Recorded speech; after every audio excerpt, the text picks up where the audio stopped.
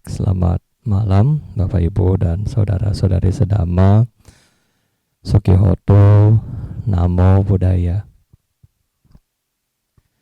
Jadi pada kesempatan hari ini mungkin lebih banyak pada sesi tanya jawab aja ya, karena beberapa hari ya kemarin mungkin Bapak Ibu nggak sempat bertanya ya karena Bante di Jambi dan banyak yang datang ya. Kalau Bapak Ibu lihat, yaitu setiap hari sekitar mungkin 30 orang lebih yang datang ke wihara untuk bersama-sama mengikuti kebaktian malam. Jadi kesempatan itu digunakan kepada mereka-mereka yang ingin bertanya. Nah, jadi pada hari ini, kalau Bapak Ibu ada yang mau bertanya, dipersilahkan ya. Dan jadi Bante mau sebagai pembuka, Bante mau cerita suatu hal yang ya kita bilang lucu ya. Jadi di sana ada satu orang yang kalau kita bilang ya selama ini, Bante mau tanya dulu ke Bapak Ibu, percaya nggak dengan makhluk-makhluk yang nggak kelihatan ya? Dan yang kedua, makhluk-makhluk yang tidak kelihatan itu, nah dari mereka percaya nggak bahwa mereka adalah makhluk yang menderita? Nah, jadi suatu saat waktu Bante di sana ada satu makhluk ya, jadi ada satu makhluk. Nah dia dulu adalah makhluk yang dikirim, ya kita bilang dikirim ya, kayak paket dikirim. Ya, jadi makhluk ini dikirim ke, kita bilanglah si A. Jadi makhluk ini dikirim ke si A dengan tujuan apa? Ya untuk ya menghabisi nyawa dari si A ya. Ya jadi ternyata makhluk ya, walaupun dia memiliki jahat dan seterusnya, juga memiliki hati nurani. Di sisi lain, si makhluk nggak tega untuk bikin sakit atau bikin mencelakakan si orang ini. Tetapi kalau dia nggak bikin, ya ini si makhluk yang cerita. Kalau dia nggak bikin, dia sendiri nanti disiksa ya, pulang nanti dia disiksa, kemudian juga nanti dia nggak dikasih makan. Nah, jadi nggak dikasih makan. Nah, terus Bante cerita-cerita kemudian bertanya kepada ini makhluk ya, kita tanya. Jadi kalau misalnya kamu disiksa pakai apa? Nah dia bilang, aduh Bante, kalau misalnya nggak dilaksanakan, ya saya disiksa, misalnya dicambuk pakai api katanya ya. Jadi dicambuk pakai api, kemudian kalau misalnya saya berhasil, saya dapat reward, ya dapat makanan ya, dapat makan. Jadi kalau dia berhasil melaksanakan misi, nah dia mendapatkan makanan. Tetapi kalau dia tidak berhasil melaksanakan misi, nah dia dapat hukuman ya. Jadi ini. Nah pada suatu ketika akhirnya diselamatkanlah makhluk ini. Dan kemudian kemarin waktu Bante di kebun, nah jadi dikasih kesempatan bahwa makhluk ini belajar untuk mengambil sila ya. Jadi sengaja makhluk ini masuk ke dalam satu orang. Nah kemudian di situ dia belajar untuk mengambil sila. Sebelumnya makhluk ini bukan Buddhis. Ya, dia belajar mengambil sila, kemudian mendanakan makanan, dan di situ dia merasakan suatu kebahagiaan yang luar biasa. Ya jadi benar-benar makhluk ini merasa, aduh bahagia banget, senyum dan ketemu semua orang itu dia ketawa, dia rasa dia bahagia. Ya, dia serasa bahagia karena di situ hari itu dia menjadi istilahnya menjadi Buddhis dan kemudian dia menerima sila ya. Dia memohon pembacaan okasa, terus juga baca Namo Tassa dan seterusnya. Dan setelah itu berdana makanan. Setelah berdana makanan ada function, kemudian dari function ada pelimpahan jasa. Dia juga mewakili melakukan penyerahan seperti jubah dan bol. Dari setelah kegiatan itu dia bahagia banget. Nah, terus Bante tanya dong, jadi selama kamu menjadi makhluk, ya kan? Kamu sudah umur berapa tahun? Kan Bante juga iseng kan? Dia bilang, saya Bante umur sudah 170 tahun lebih, ya, tinggi 3 meter katanya. Kalau badan ini, badan yang dia masuk ini sempit, kecil, ya kecil. Nah, terus Bante tanya, lapar nggak? Lapar. Nah, jadi waktu itu ada minuman apa ya, Yakult ya. Jadi pas orang dana Yakult, Bante ada sisa, kasih, masih baru ya, kasih dia. Dia tanya, ini minumnya bagaimana? Karena 170 tahun lalu nggak ada Yakult ya. Kemudian dikasih minum, dia bilang, wih rasanya aneh. Bante bilang, iya ini makanan zaman now ya, makanan zaman sekarang. 170 tahun lalu nggak ada itu.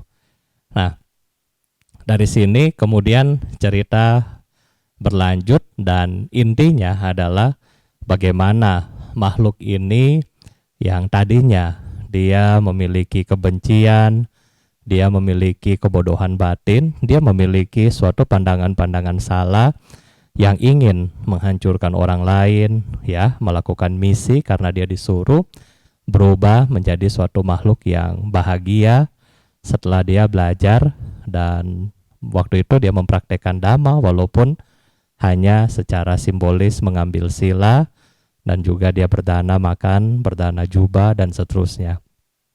Nah, Bapak Ibu, kita melihat bahwa ya ini real story ya, karena Bante di tempat itu dan langsung sama makhluk itu, kita ngobrol sama-sama, itu rame ya, karena dia kemasukan.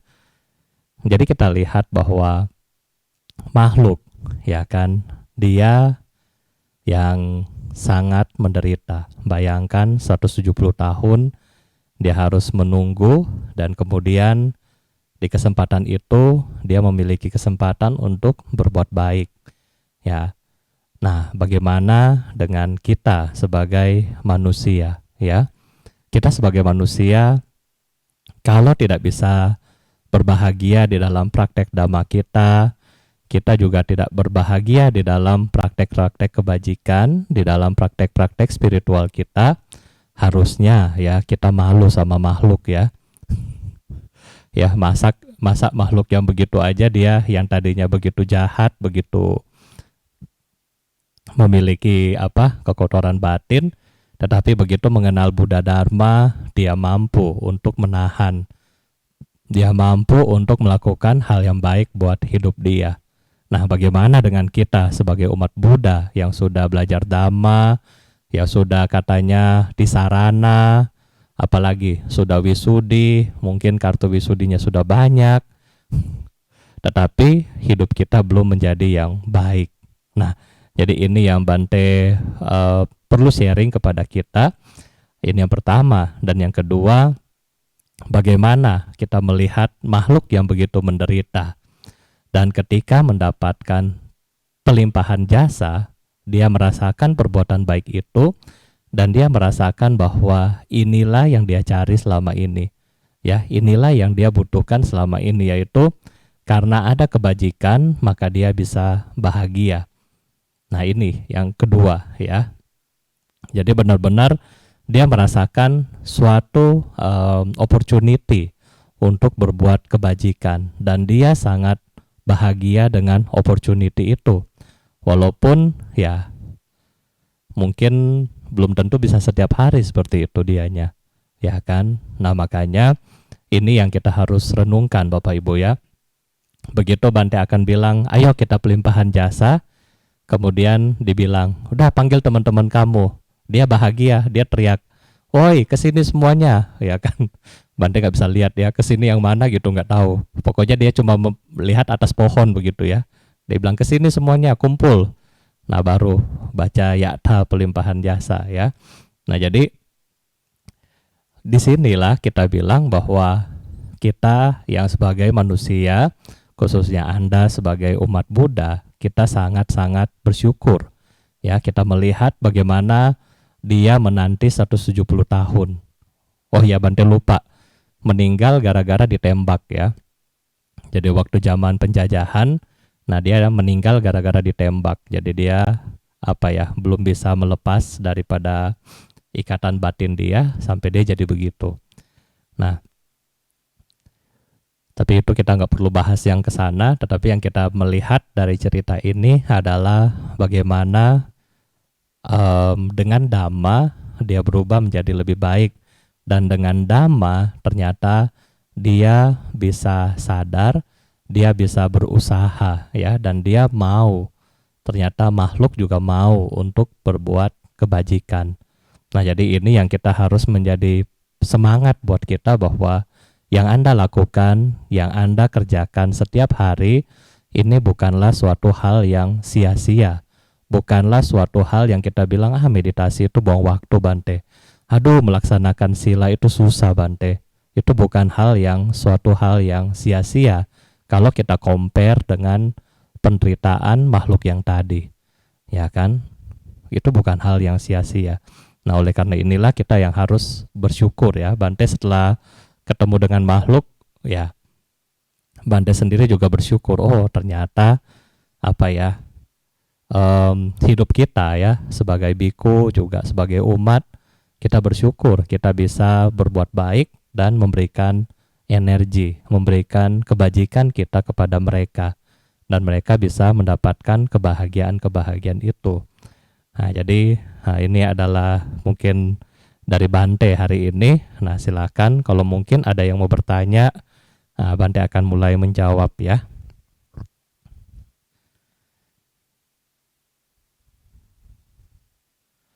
Tapi jangan tanya hantu di mana, nanti Bante ini lagi. Ini ada pertanyaan dari Pak Li, yang Bante lihat di sini adalah tujuan baca doa suci ya kan, semasa Bante pegang batang kayu bentuk kipas wajah Buddha untuk halang melihat wajah Bante dari hadapan. Tujuan kipas wajah Buddha ya, maksudnya kipas ini kadang-kadang digunakan ketika para biku tradisi di Thailand maupun di Myanmar, di negara-negara Buddhis ada suatu kipas ya. Jadi ketika para biku membacakan parita, biasanya nanti ada satu kipas yang ditaruh di depan begini. Kemudian kipas itu adalah menghalangi wajah ya. Ini ada beberapa tradisi. Jadi tradisi yang pertama adalah dikatakan di zaman dulu ketika para biku mereka arahat. Mereka yang telah mencapai kesucian, kemudian ketika mereka membacakan parita dengan wajah langsung kelihatan seperti ini, maka para dewa atau makhluk yang rendah itu nggak mau datang karena malu atau mungkin seperti takut. Nah, jadi dengan itulah di alasan penggunaan dari penutup ini, kipas ini. Nah, kemudian kipas ini juga banyak macam ya, bukan hanya gambar Buddha, tetapi kipas ini adalah simbolis daripada penghargaan. Ya, kita bilang biku-biku yang di Thailand, mereka mendapatkan penghargaan sesuai dengan jerih upaya mereka, sesuai dengan mereka punya dedikasi. Nah, mereka memiliki pangkat ya. Jadi ada beberapa pangkat, mungkin Anda sering dengar Prakru, Caukun ya, seperti yang mulia Bante Jinadamo, yang Jinadamo memiliki pangkat Caukun, yang mulia Bante Sri Panyawaro memiliki pangkat Caukun. Nah, kemudian ada memiliki yang paling tinggi adalah Somdet. Ya, jadi Somdet adalah yang paling tinggi. Ini adalah sesuai dengan jabatan-jabatan yang ada di Thailand ya. Nah, ini. Jadi ini adalah alasannya Bante nggak tahu. Cuman yang Bante pernah dengar adalah ketika mereka sudah suci kemudian membacakan parita, nah para dewa itu kayaknya bagaimana. Jadi ditutup seperti itu ya. Nah, kemudian pertanyaan berikutnya ini dari Fung Li. Kalau membaca parita malam, ada makhluk ya berasa ada beberapa di belakang kita. Apakah ini hanya perasaan? Ya, mungkin Cifung Li ketika membacakan parita, ya sudah ya, ketika Anda membacakan parita, memang kadang-kadang ketika kita menjadi tenang, kita menjadi lebih peka. Ya, ketika Anda semakin tingkat spiritual Anda semakin tinggi, Anda semakin peka dan berasa bahwa mungkin di belakang kita ada yang ikut, ya. Mungkin di belakang kita ada orang dan seterusnya. Nggak masalah, ya, nggak masalah. Kenapa nggak masalah? Karena kan kita tadi di awal kita membacakan Aradhana Dewata. Ya kan, Aradhana Dewata. Jadi kita berpikir yang positif aja. Oh, yang datang dewa, sudah nggak usah takut. Ya, jadi jangan berpikir negatif. Aduh, Bante ini yang datang siapa? Mau balik belakang juga takut ya. Yang nggak usah takut. Pokoknya yang datang, Bante juga nggak tahu yang datang siapa. Cuma berpikirlah positif biar Anda nggak takut. Oh, tadi kan ada baca Aradhana Dewata. Saya mengundang para dewa yang ada dimanapun untuk hadir di sini. Ya kan? Ya, siapa tahu hadir di rumah saya. Ya sudah, jadi An Cifungli jangan takut ya.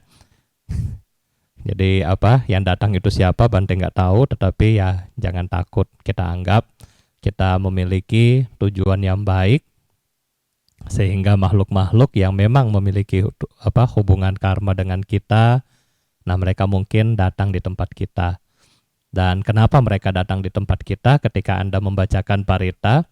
Ini juga Bante pernah tanya kepada guru saya dulu ya. Saya bertanya, waktu Bante masih kuliah, Bante setiap jam 7 jam 8 ya, setiap jam 7 jam 8 Bante juga sering baca doa seperti ini ya. Jadi Bante suka baca parita atau sutta atau apa setiap jam 7 jam 8 setiap hari. Ya Bapak Ibu, namanya anicca ya, tidak kekal. Waktu itu juga sama, malas. Akhirnya malas karena kenapa? Main game. Ya kan? Main game waktu itu main apa ya?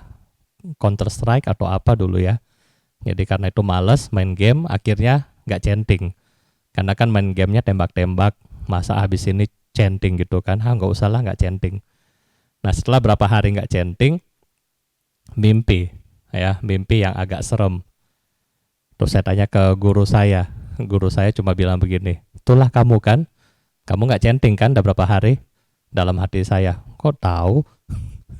Jadi dikatakan bahwa kalau kita chanting atau kebaktian seperti ini, yang kita baca adalah sutta, gata, dan parita. Ya, yang kita baca mix itu adalah sutta, gata, parita. Contoh, parita wandana. Wandana ini dibacakan bukan oleh manusia, tetapi wandana namo tassa bhagavato arahato sama sambuddhassa ini diucapkan oleh Saka Dewa Indra, yaitu Raja para Dewa di dalam Sakapanha Sutta. Bapak Ibu bisa lihat di situ Sakapanha Sutta, di mana Raja para Dewa sendiri datang ya. Kalau kita bilang Saka Dewa Indra datang kepada Buddha, kemudian melakukan kui namaskara, kemudian bertanya kepada Buddha, dan setelah itu di sana beliau mencapai tingkat Sotapanna. Setelah mencapai tingkat Sotapanna itulah beliau kemudian membacakan Namo Tassa Bhagavato Arahato sama Sambuddhassa ini. Ya, jadi inilah kita bilang wandana itu baru satu. Ya, belum sutta-sutta yang kita baca. Kita tahu bahwa Buddha adalah guru para dewa dan manusia.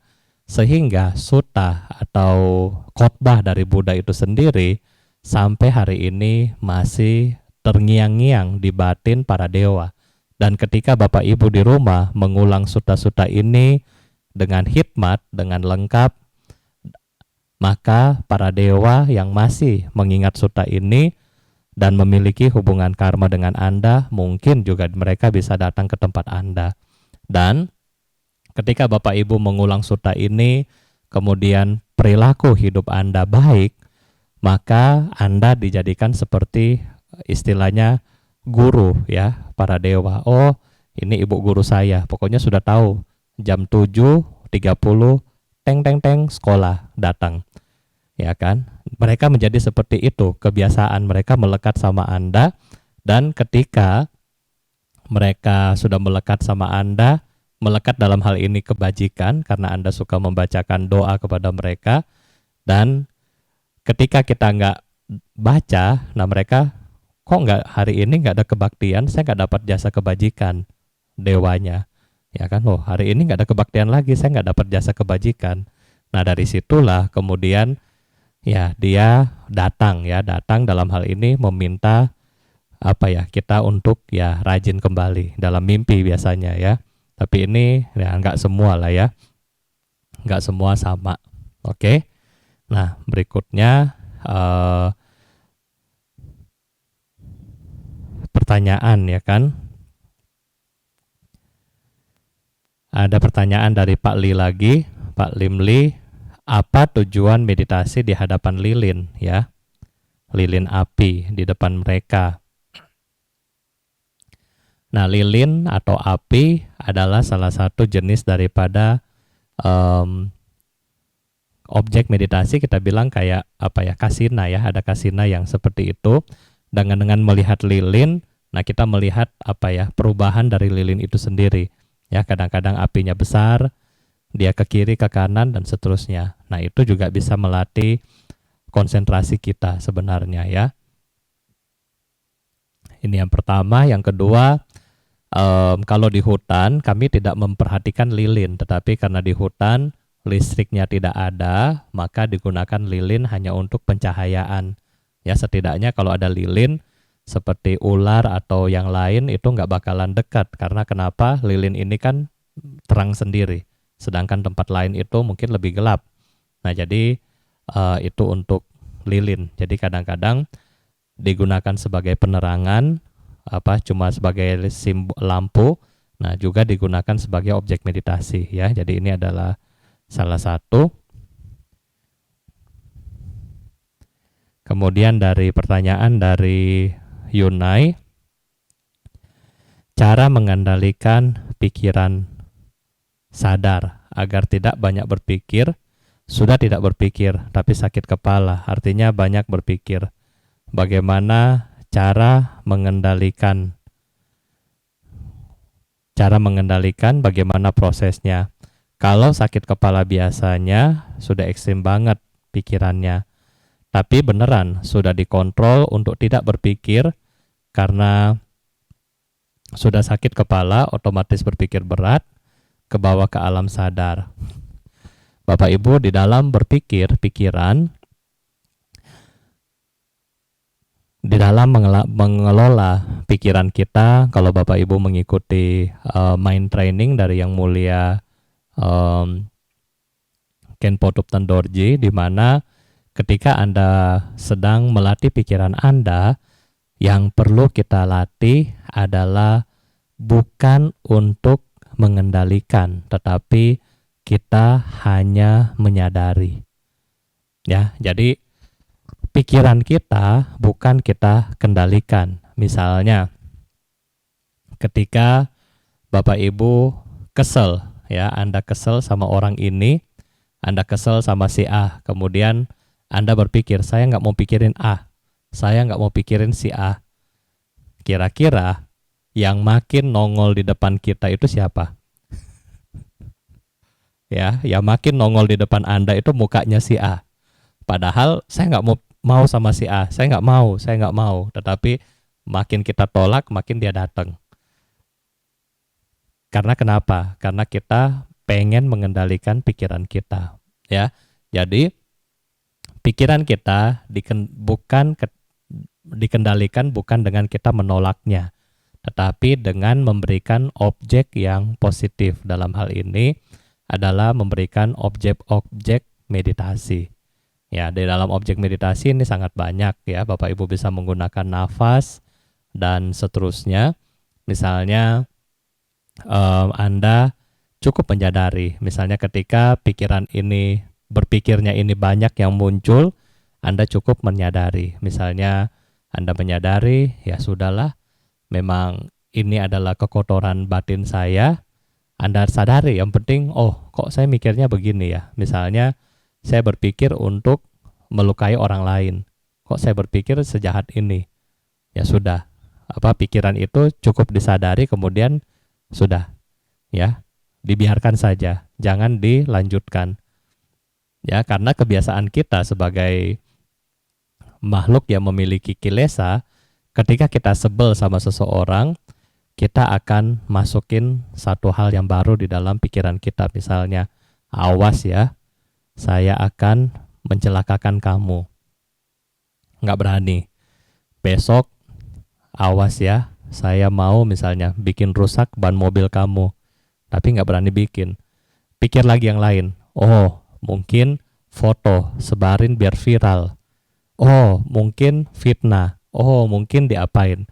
Jadi OOO ini pada akhirnya membuat suatu masalah kita tambah besar. Ya, tambah besar, semakin parah. Nah, sehingga inilah yang menyebabkan kita suffer, kita menderita. Ya, jadi pikiran kita nggak perlu kontrol, biarkan dia. Tetapi kita kasih objek yang lain, yaitu di sini adalah objek-objek meditasi. Tetapi ketika Ciyunai memiliki masalah pikiran, Bante sarankan juga jangan meditasi dulu kalau Anda punya banyak pikiran. Tetapi banyak pikiran di sini dalam hal kita mungkin lagi pusing banget, tetapi coba konsultasi dulu. Misalnya Anda konsultasi dengan para biku, masalahnya apa. Nah, kemudian dari situ mungkin bikunya akan menyarankan Anda bagaimana.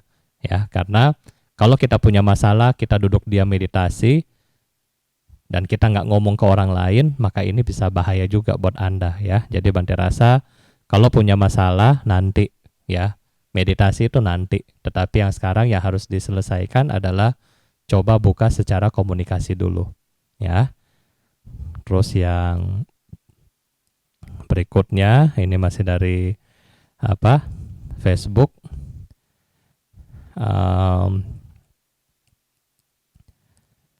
Dari Pak Mewa ya. Ini dari Pak Mewa ingin bertanya tentang pelangi ya kan, terjadi karena ada hujan dan seterusnya. Saya pernah melihat pelangi ya, di situ ada dewa yang naik di situ di pelangi itu, kemudian menghilang, pelangi itu menghilang. Dan pertanyaan kedua, bagaimana memunculkan rainbow body bawana yang digunakan oleh kalangan Rinpoche. Nah, kalau misalnya kita bilang rainbow, ya memang itu secara kita bilang secara IPA ya, science, itu tercipta karena butiran udara kemudian kena sinar sehingga dia berwarna-warni. Kalau yang Pak Mewa lihat mungkin ada dewa, Bante nggak bisa jelasin ya, Bante nggak bisa karena Bante nggak tahu. Tetapi Bante pernah dengar dari satu teman di India. Bante nggak mau kasih tahu tempatnya di mana ya, nanti Anda cari lagi tempatnya. Jadi di satu tempat di daerah Himalaya, teman saya ini pergi langsung ya. Jadi ini adalah pengalaman spiritual dari dia langsung. Dia pergi ke satu monastery. Jadi satu monastery itu, Himalaya kan gunung ya.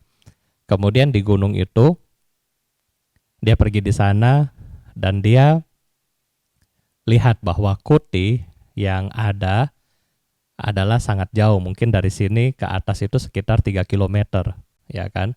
Dhammasala misalnya tinggal di kiri dia, di sebelah kiri dia ya, dan tidak ada jalan yang lain. Tidak ada jalan yang lain.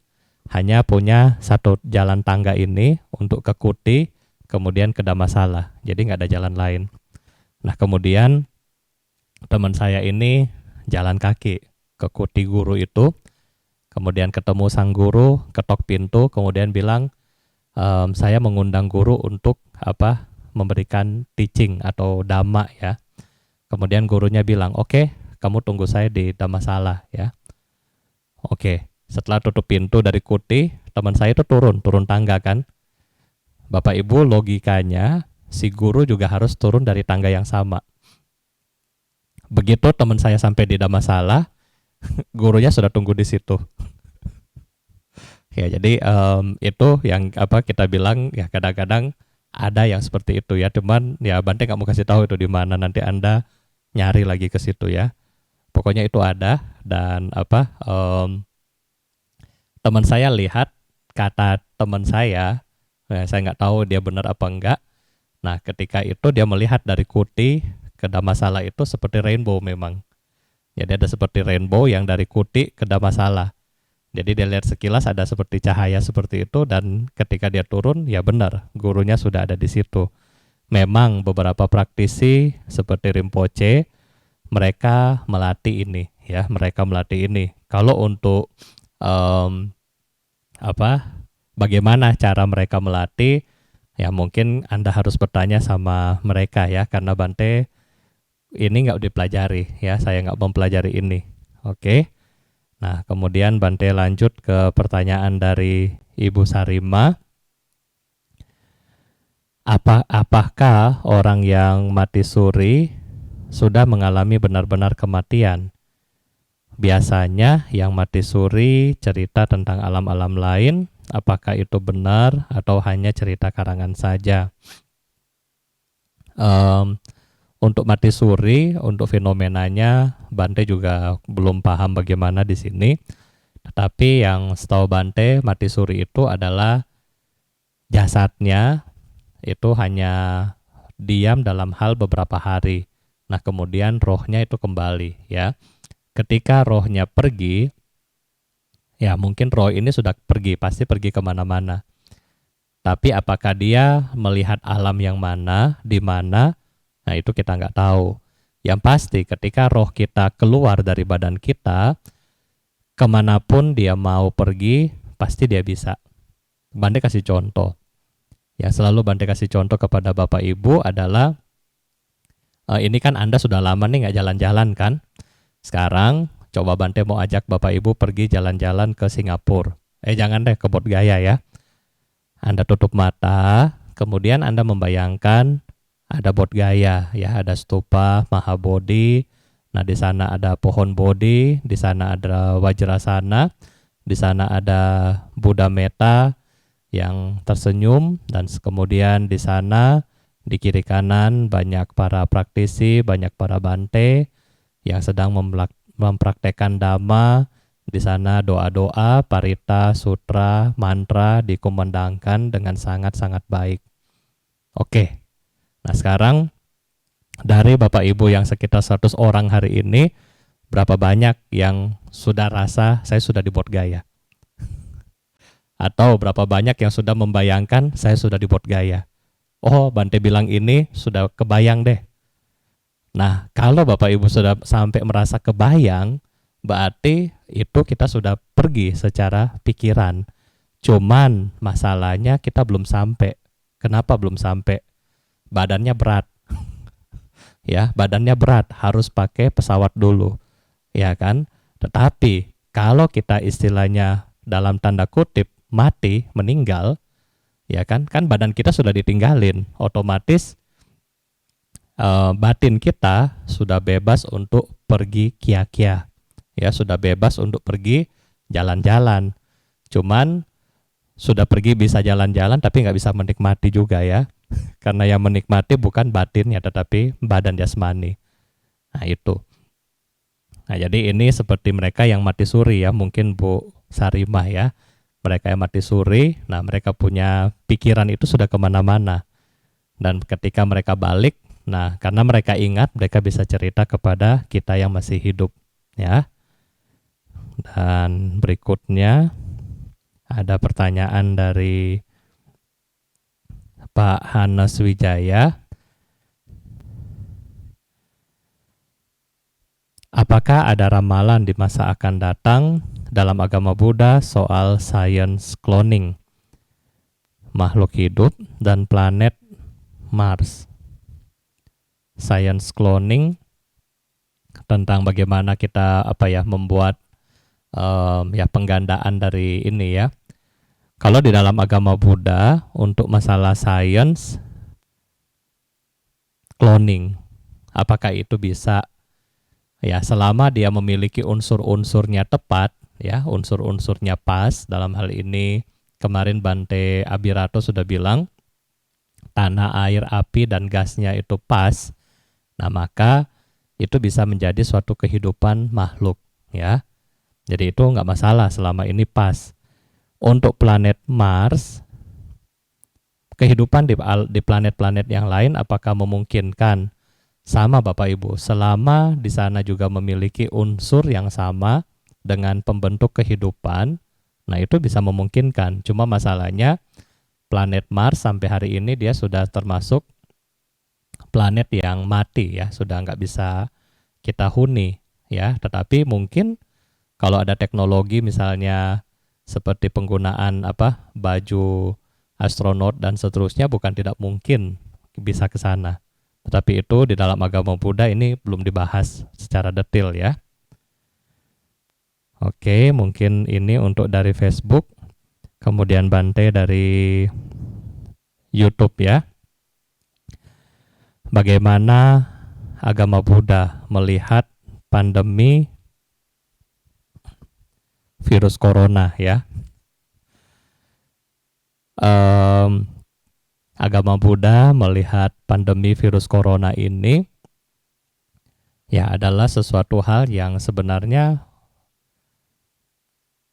mungkin ini adalah hal yang biasa, karena di dalam agama Buddha kita melihat bahwa pandemi sudah terjadi bukan hanya di kehidupan saat ini ya, bukan hanya COVID-19, tetapi pandemi di dunia kita sendiri itu sudah sangat banyak ya. Jadi ini adalah hal yang wajar ya. Yang kedua, setiap apapun yang muncul pasti akan berubah ya. Setiap yang muncul pasti akan berubah, termasuk dalam hal pandemi seperti ini ya. Dia akan muncul dan dia akan berubah. Dia stabil, kemudian akan berubah menjadi tidak stabil, dan kemudian stabil kembali. Dan yang ketiga, setiap daripada kita, makhluk yang terbentuk ya, akan mengalami sakit, tua, dan mati. Nah, pandemi corona menyebabkan salah satu yaitu kesakitan dan kematian. Jadi ajaran Buddha sudah memberitahu kita bahwa memang Bapak Ibu, tubuh kita itu sangat-sangat lemah ya. Bahkan beberapa guru besar suka menyebutkan bahwa tubuh kita ini seperti gelombang sabun ya, seperti buih yang begitu gampang untuk rusak, begitu gampang untuk hancur.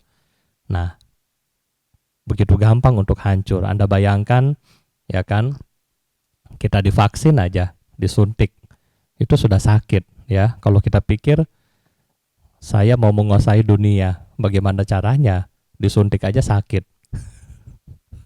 Ya, jadi bagaimana caranya seperti itu ya? Kalau nggak suntik kita pakai jimat untuk anti suntik. Ya, kena virus mati juga. Jadi sama aja. Jadi memang hidup kita itu ya seperti itu, berubah, akan sakit, tua, dan mati. Nah, oleh karena itulah kita berusaha sebagai umat Buddha, kita perlu bijak. Di sini kita perlu bijak mengingat hidup kita ini singkat, hidup kita ini rapuh, hidup kita ini sangat-sangat gampang untuk mengalami sakit, tua, dan mati, sehingga kesempatan hidup kita perlu isi dengan hal-hal yang positif, hal-hal yang baik, yang mampu menuntun diri kita ini ke arah yang lebih baik. Ini yang pertama. Yang kedua, kenapa kita harus seperti itu? Karena kita harus mengingat visi dari Buddha Gautama, yaitu berusaha menemukan dharma atau dhamma ini untuk apa? Untuk menolong kita dari tua, sakit, dan mati. Jadi, kalau sebagai umat Buddha kita mempraktekkan dhamma dan kita terbebas dari tua, sakit, dan mati, berarti pengorbanan, misi, dan visi dari Buddha Gautama komplit, ya kan? Sempurna. Karena yang beliau inginkan dan yang kita sebagai murid jalankan adalah selaras. Ya, jadi ini. Dan masalah corona yang ketiga adalah kita sebagai umat Buddha harus mempraktekkan juga cinta kasih. Ketika pandemi banyak yang sulit, banyak masalah dalam hal ekonomi, keluarga, sosial dan seterusnya, ini sangat banyak. Nah, tentunya bagi Anda yang memiliki kesempatan untuk berdana, untuk berbuat baik, inilah kesempatan. Ya kan? Kenapa ini kesempatan? Karena pandemi tidak akan datang kedua kali. Ya kan? Jadi ini kesempatan kita untuk menolong orang. Nah, ini dari kacamata umat Buddha ya. Nah, yang kedua, kita juga memiliki kesempatan untuk apa? Untuk menghindari orang lain terkena wabah penyakit. Misalnya Anda melakukan protokol kesehatan, nah sehingga keluarga, masyarakat terhindar dari wabah penyakit. Ya, ini mungkin dari pandangan kita umat Buddha. Kemudian pertanyaan dari Fani adalah bagaimana menghadapi orang tua yang suka marah-marah. Ya, namanya orang tua, sebenarnya bukan orang tua itu suka marah ya, tetapi orang tua itu care sama kita ya, care sama Anda. Ya, orang tua itu ya bukannya suka marah-marah sebenarnya, tapi care sama kita. Cuman kita sebagai anak-anak di era modern ini, kita auban, kita nggak mau dengar. Kadang-kadang, alah, ngomong itu terus kayak apa ya, kaset rusak gitu ya. Ulang terus. Padahal itu adalah cara yang mereka sampaikan di zaman mereka seperti itu. Nah, ketika kita mengalami atau memiliki orang tua yang seperti ini, apa yang harus kita lakukan? Yaitu sabar. Ya kan? Sabar. Nanti juga buah nggak akan jatuh jauh-jauh daripada pohonnya. Sabar. Kalau kita nggak sabar, tua kita juga pasti akan marah-marah. Kenapa? Karena marah-marah sudah tradisi. Ya, kita masih muda aja, begitu dia marah-marah kita sudah nggak sabar. Apalagi kalau kita nanti tua. Ya, jadi yang pertama kita harus sabar. Yang kedua, komunikasi. Apa yang dia marah kepada kita?